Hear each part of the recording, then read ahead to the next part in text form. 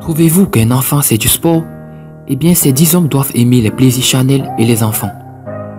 On ne peut qu'avoir la pitié pour ces enfants qui ne connaîtront pas le nom de tous les frères et sœurs. Après avoir regardé cette vidéo, vous ne voudrez peut-être plus coucher à droite et à gauche pour ne pas risquer d'avoir trop d'enfants et vous ramasser avec une communauté rien qu'à vous. Découvrez aujourd'hui dans cette vidéo le top 10 des hommes qui ont eu le plus d'enfants au monde. Avant de commencer, n'oubliez pas de vous abonner et d'activer la cloche de notification, car cela va vous permettre de ne pas manquer nos prochaines vidéos. C'est parti!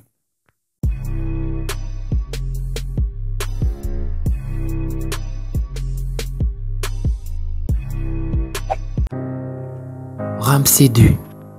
Seriez-vous surpris d'apprendre qu'il a eu plus de 100 enfants?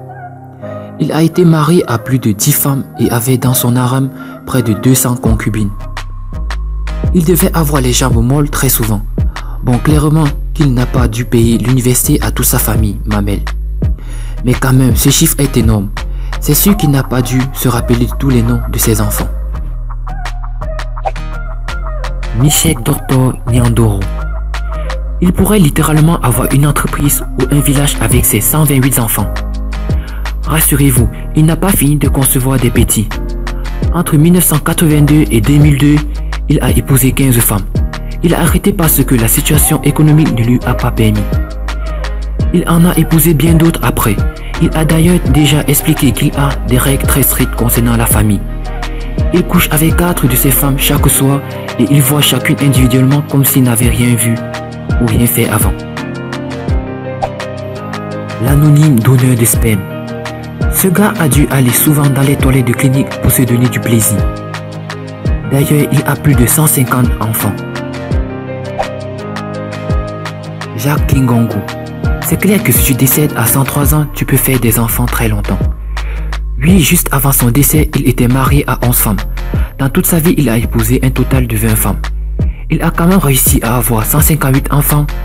Alors on peut croire que les relations extra-conjugales étaient bien présentes.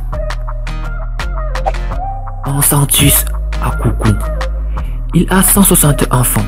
On peut croire qu'il voulait faire aller ses talents d'homme manuel puisqu'il a construit une école et une église sur son domaine pour ses enfants. Il a épousé 100 femmes et a divorcé 30 fois. On peut sûrement croire que les avocats aimaient bien faire affaire avec lui puisqu'il était un client fidèle.